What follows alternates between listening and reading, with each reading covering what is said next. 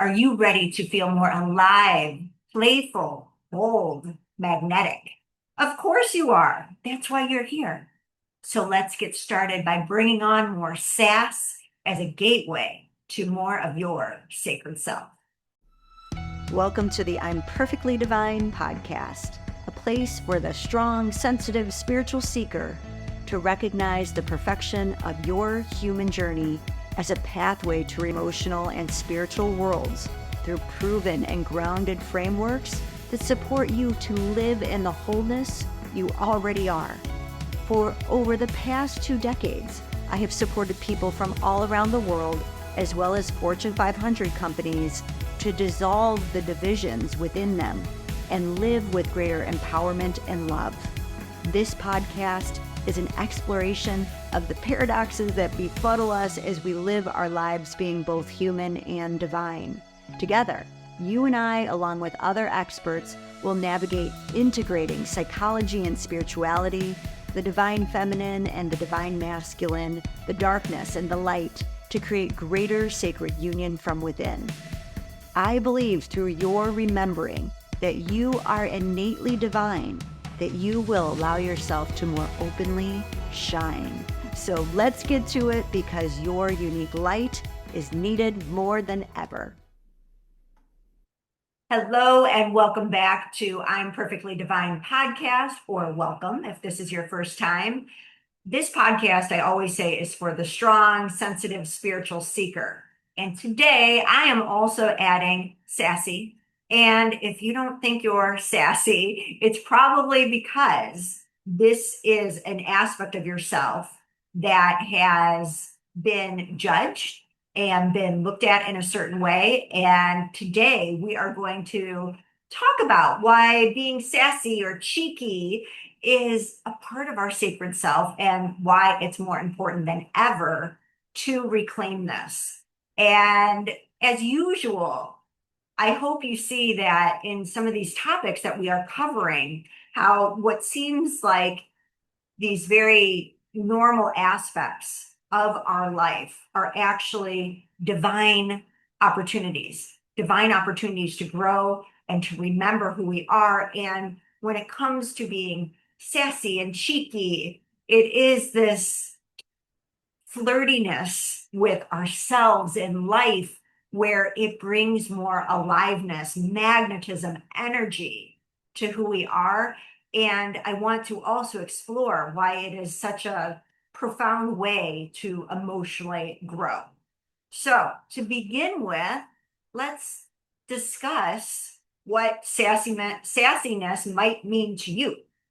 I think sassy is a term that has been predominantly put on young girls when young girls are quote unquote misbehaving and they're talking back.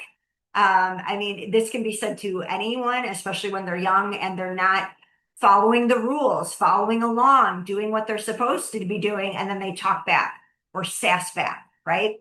And then you hear something like, oh, you're acting too big for your britches, right? And I don't even know what that means, but the sense is that your boldness, your truth telling was too much for that adult that you were supposed to be listening to, that the adult that you weren't supposed to question. And you dared to speak your truth. You dared to question. You dared to stand in your power.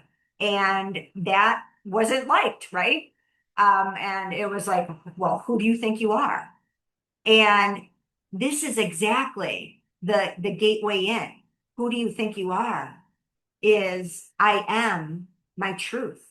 And I have this inner knowingness of when something feels right to me and when something does not feel right to me, regardless of what authority is speaking to me and demanding of me at this time.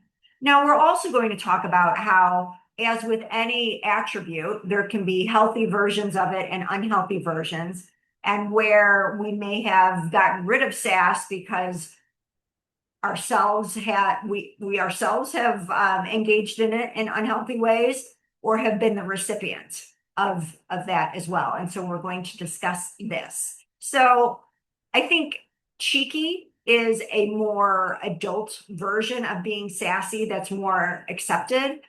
There's tends to be a more positive connotation that while someone might be being a bit of a smartass, that they're doing it in good fun, and so it's more tolerated. I've got to admit that I can absolutely be sassy and quite sassy, and I love this part of my personality. But I tend to save it for my inner circles. So, certain family members, coaching clients, friendships, and those that I train with, they will see this part of me more often, because they already know me. The sassiness can come out and it can be a part of me without it being a soundbite that is expressed on social media that can be misconstrued. And we're going to talk about this whole piece of dumbing down our sassiness because we're afraid of how it's going to be misconstrued. But this is an aspect of myself that I think has really brought me closer in these certain groups. And I'm sure it's the same for you, that when you allow your sassy self, your cheeky self to come forward, it's with people that you already feel accepted with, right? And that's part of the intimacy. And what I'm really taking in is to appreciate the power of being sassy or cheeky, and that we can do so in a conscious way, and we can do so in more expansive circles. And today we're going to talk about the importance of this for ourselves, for our own sense of internal worthiness and power, and as well as the joy and playfulness in it. And yes, connection and intimacy. And it can feel dangerous in this world where the sound bites are taken, where people are misinterpreting one another left and right. And why more than ever, there's a way to embrace our sassy, cheeky selves in a way where we don't have to take on that burden and the freedom in that.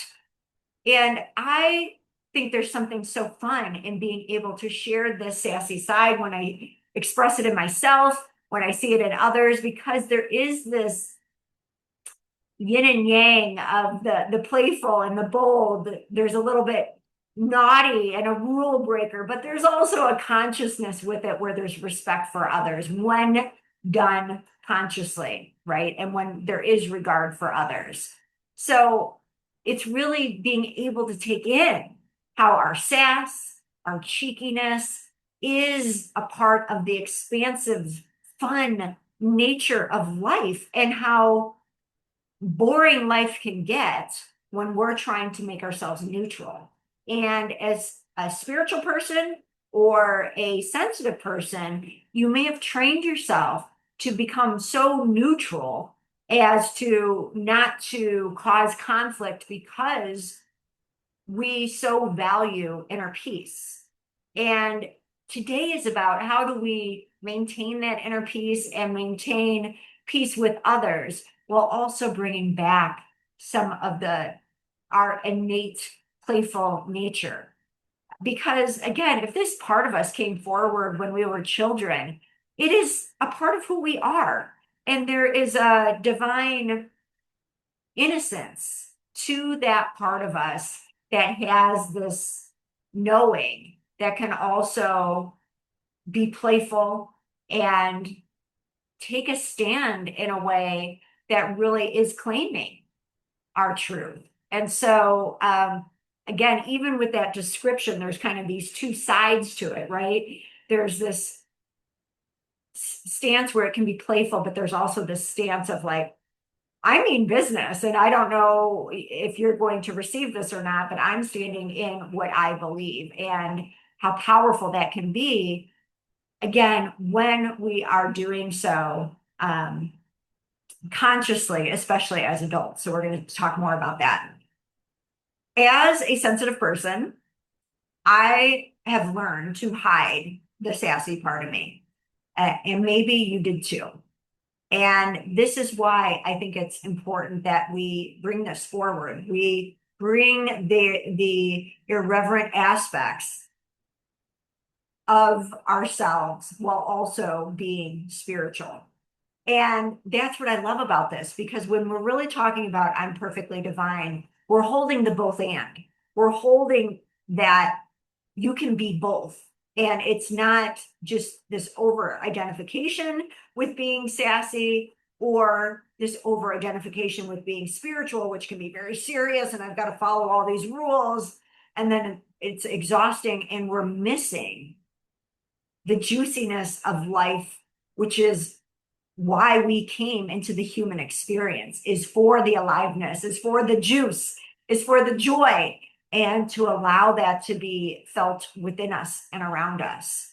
So the consciousness piece is important because I have been both the giver and receiver to this line. And the line is, I'm just being honest. I'm just being honest. And like this flippant thing where the reality was I was being judgmental and lacking self-awareness and just felt that I could share whatever the heck I want and not care about someone else's feelings. And of course, I've also been the recipient of that behavior as well. And I know how hurtful it can be. So I'm sure you're the same. You've been the giver of it, you've been the receiver of it. This is a part of our experience in being human, that we have the dualities within us so we can learn from them and bring greater balance within. So as sensitive people, we do not want to be the person to lack self-awareness, right? We pride ourselves on being super understanding and probably super understanding to a fault at times, right? And so we especially don't want to be hurtful, since we know the pain of that all too well. We can feel that so intensely, right? But what I know is that our sass and cheekiness is something that actually allows people to see into our unique and quirky and irreverent souls and decide if they want to get closer or not. And this to me is so magical, so powerful, and is what we're also here to experience, is true intimacy. So there was a time when I did not like people making the decision if they liked me or not.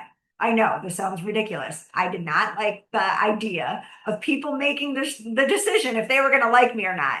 And so I had the audacity to think that I could control that, right? I know, let's laugh about that, right? But I think we all do this. And so when when I believe myself to be in control of other people liking me or not, it was because I was this grand contortionist. I could manipulate myself this way and that way to try to become someone that would be approved of and liked. And I thought I was masterful at this. Now, it's what to me now, looking back, goes hand in hand is the fact that that was a time in my life where I also drank the most. And when I drank, people loved me. They loved me. Why? Because that whole contortionist piece went out the window.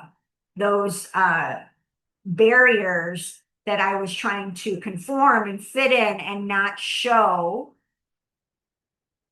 what I truly felt or what I believed all came down with the alcohol, right? And so in that moment, there was this magnetism. It wasn't healthy. And it wasn't healthy for me either, because the next day with my hangover would be my ego beating the crap out of me, second guessing every word that I said, because I let the mask down, right? And that version underneath there wasn't really self-aware, right? And so I was saying whatever and didn't really care because of the alcohol. So thankfully, at some point that got very old, both the drinking and the contorting myself, right? Um, and I did the inner work and stopped contorting myself. But I substituted contorting myself for containing myself. And I think we all contain ourselves because there's some healthiness to knowing how to contain certain aspects of ourselves, right? We have all these different thousands of thoughts a day. We don't want to or need to share every one of them with people. And so some of our being able to contain is necessary. It's important that we function with others and being able to work through our own emotions and process them rather than spat out whatever is on our mind, and that can leave lasting damage, or it leaves people not to trust you.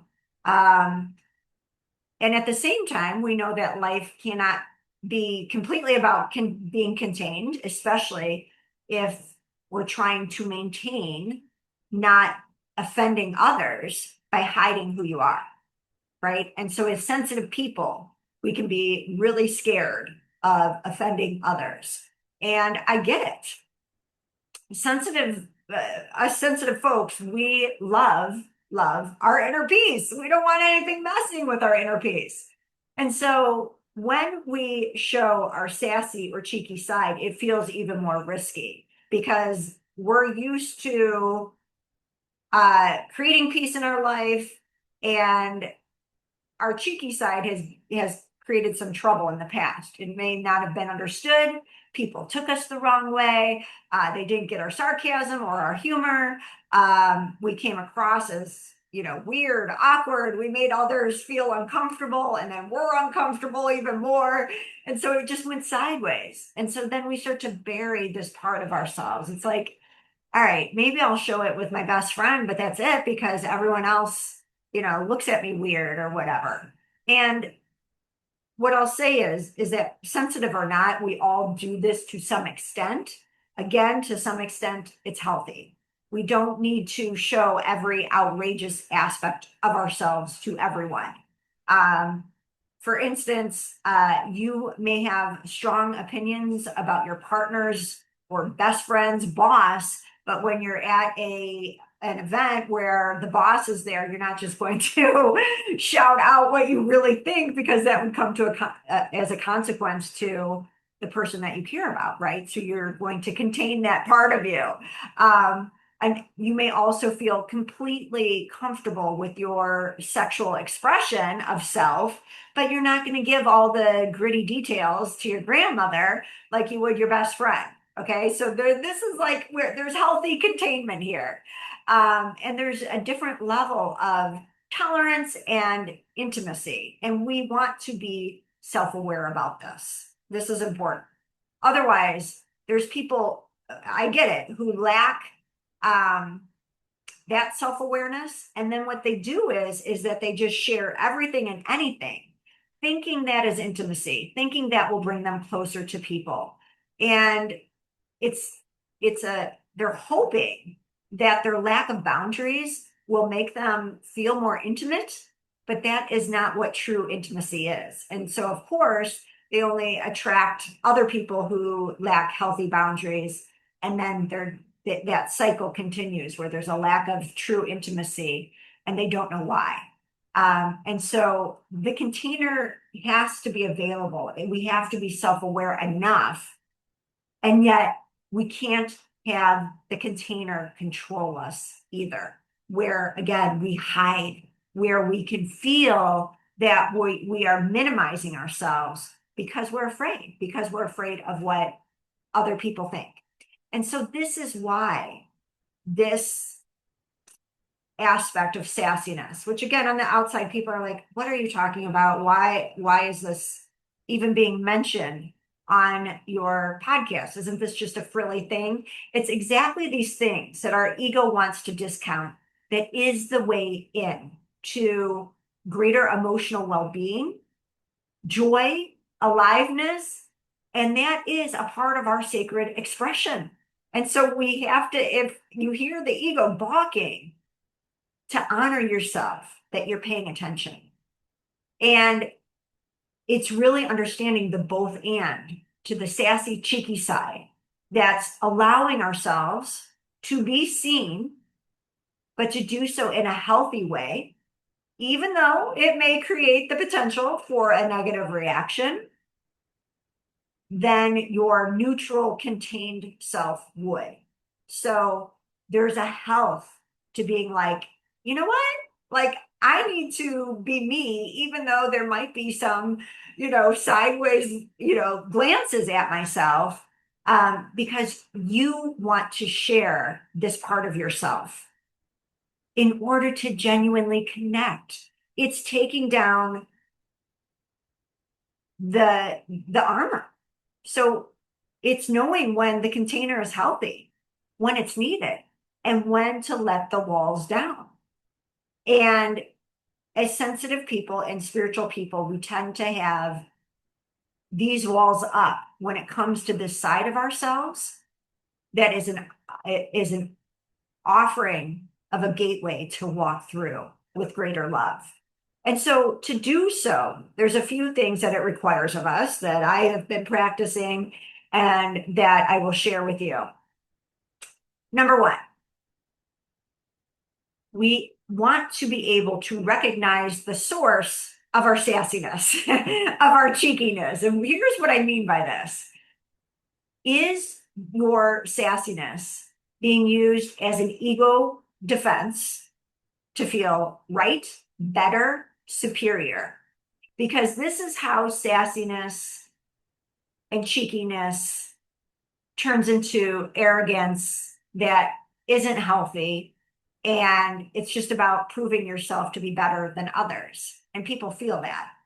And it's not coming from joy and it's not authentic. So if this is happening, it's to have compassion with yourself. It's because it's an opportunity to know if your authentic expression of self is about trying to prove yourself in that moment because something made you feel diminished. And that the why this is growth is because when people do this to you, you will have compassion rather than judgment for what is really going on within them. And so the more someone turns to this, they're trying to project that they are confident, authentic, and more than enough, but we feel it different. It doesn't like we can feel the chip and the armor, right? And so when we're able to see this within ourselves, we're liberating ourselves from the ego that's trying to put ourselves above others, and we can respect ourselves more deeply by calling ourselves out on this misuse of sass in an unhealthy way that is not serving us, or really it's not fooling others, right? And so I could say for myself, I have been there.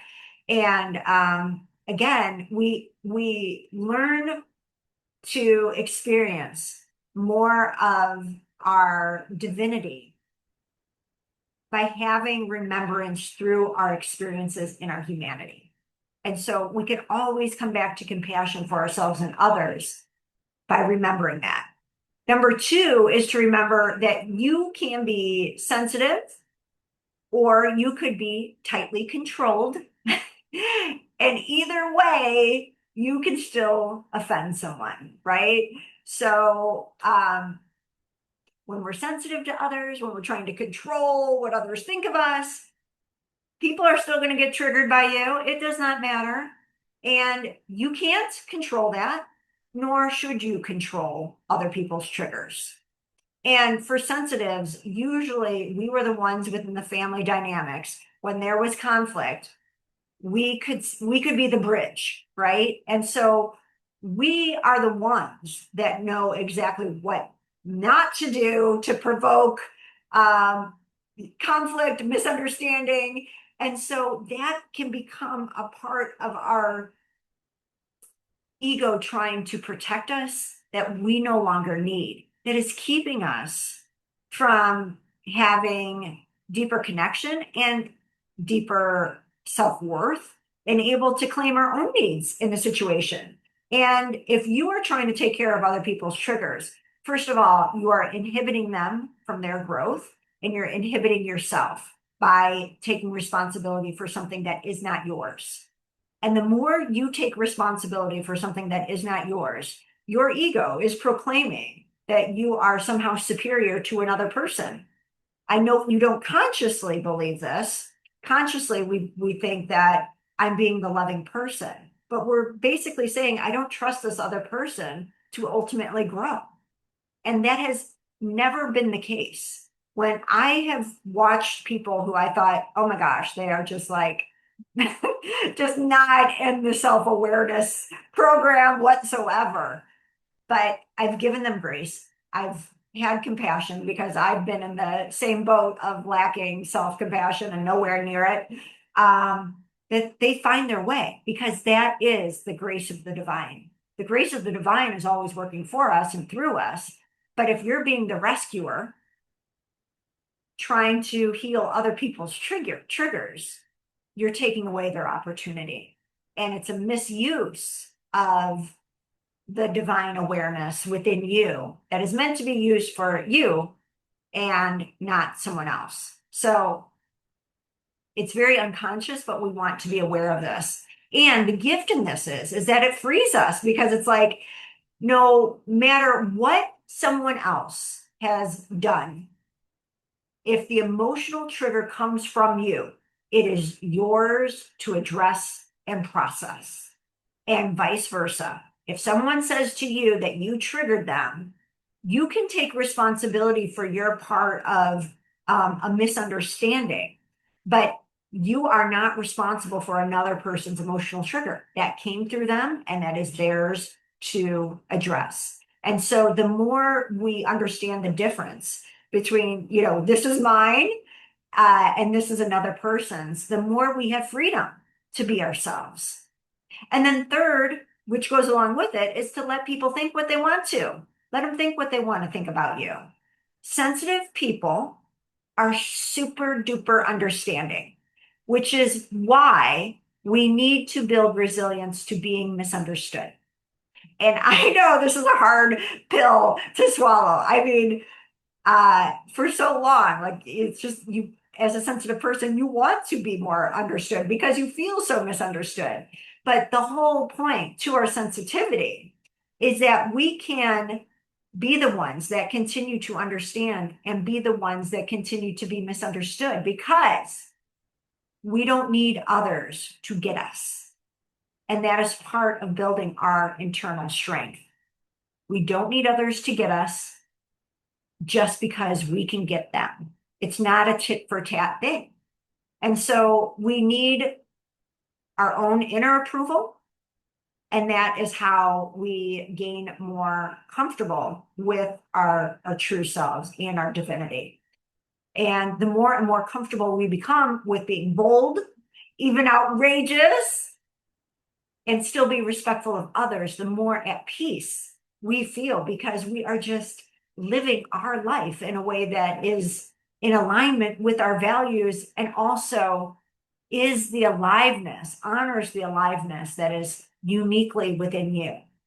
And so it's about letting others think what they want to think and knowing the difference between being able to own, like if you were unintentionally disrespectful, or if it is another finding offensiveness in you due to their own unaddressed aspects of self, and that you can handle both scenarios. When I take people through training to their sacred self, I share with them how we learn growth first personally within ourselves, and then relationally within others and people that we are close to in our lives, and then lastly in the more public realms. And well, I have felt good in sharing my sassy self personally and in my more intimate relationships. Publicly, I refrain, for all the same fears that we've had to go through previously, whether it's internally or within our relationships. There's, publicly that fear of negative reactions, being perceived as unprofessional, rejection, conflict, in sharing this side. And what I am learning, once again, is that sharing the sassy, the cheeky side of myself, whether understood or not, is worth it because of the deeper connection it creates with those who I'm meant to be connected to. Otherwise, you don't get to experience me if that's something that you choose to want to do or not.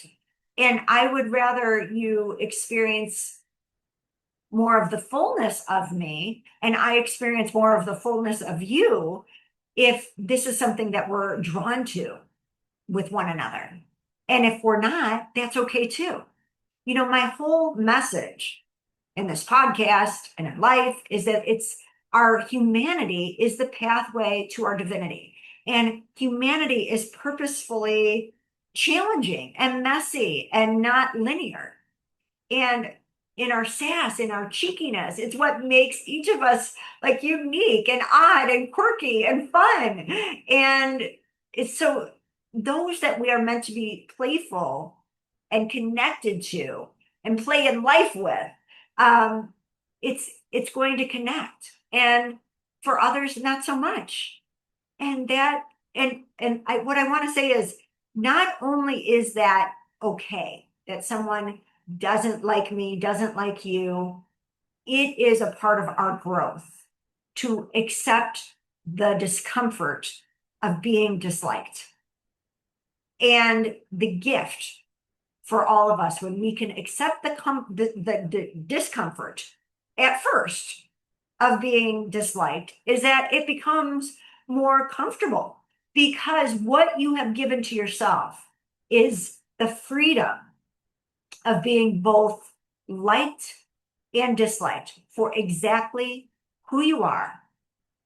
And that doesn't make myself, you, or another wrong. Whether they like you or don't like you. Doesn't make them wrong.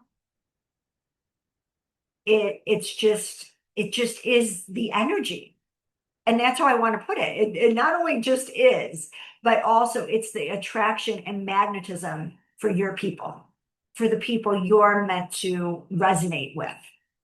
So for me personally, this has meant getting over like this boogeyman online, with those who dish out their hate online and in social media places, and being okay without trying to be understood. And that was a conflict for me because it was like, if people said something, do I have to try to defend it and do the song and dance? And it's like, again, as an emotionally sensitive person who loves to understand others, it was a challenge at first. But the gift is just being able to be like, from this, I can let go of trying to be understood, and then I become sturdier within myself. So I get that part of you, especially as an emotionally sensitive person, but I think it's human nature to want to be understood. But the gift is you are becoming sturdier and knowing who you truly are and allowing yourself to be just that when you are misunderstood. It is also the reminder, and I will forget this when it's happening in the moment, but it's the reminder not to take ourselves or life too seriously. And not only does that make us more free and more playful and more alive, it leads to more compassion for others when they are bothered, and while also knowing the work of what got them bothered belongs to them. But having compassion for when we've been bothered and we blamed others and all of that. And that's the both and of the experience. So we get to be playful, joyful, share our truth, and be compassionate and respectful and honoring, and do our best with that, knowing we may not always get it right. And to me, this sacred gateway to your sacred self is a way to proclaim your worth. Because in that sassiness is that part of you that knows what you deserve, knows what you want, and is willing to claim it. and you are not willing to compromise.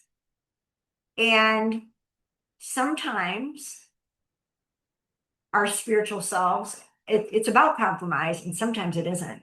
Sometimes it is standing in the sovereignty of your truth, regardless what others are making of that. And so sometimes that truth comes out in a sassy way, and sometimes it just comes out as your truth.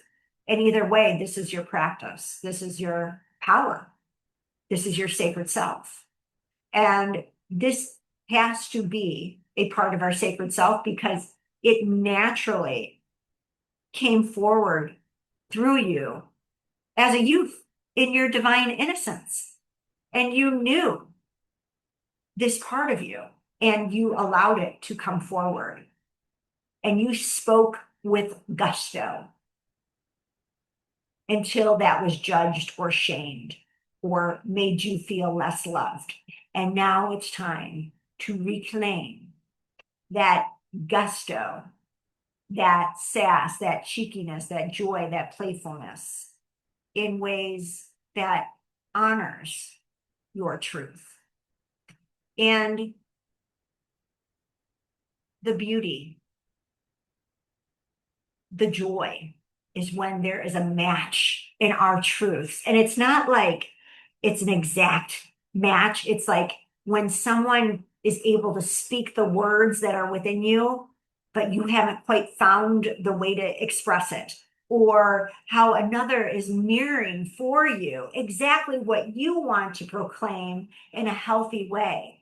That's like, oh, the juiciness of why we are here as humans to support each other with this. And we all have our unique sass and quirks because of the infinite potentials that are around us and in our expressions of self that you may be better in one realm being able to express, and I may be better in another realm able to express. And we feel that resonance with one another to support one another on our journeys. Regardless if our journeys feel similar or not, there's that attraction, there's that pull, there's that magnetism. And that is more of what life is about. That magnetism, that attraction, that power in your truth. So know that this is an expression of your perfectly divine self that has been with you all along, and reclaim it, to practice reclaiming it with joy, with love, with compassion, with respect for yourself and others, and see where this fun, playful, alive side of you is going to take you next. So until next time, know there is nothing to fix, just to remember. I am so honored you have joined me today. If you enjoyed the I'm Perfectly Divine podcast, subscribe so you don't miss any of our power-filled episodes. Also, if you know another who is strong, sensitive, and spiritual and wants to dive deeper into emotions and ancient wisdom so they too can create profound peace and fulfillment from within, please share this podcast. Thank you again for joining me, and I look forward to reconnecting with you soon.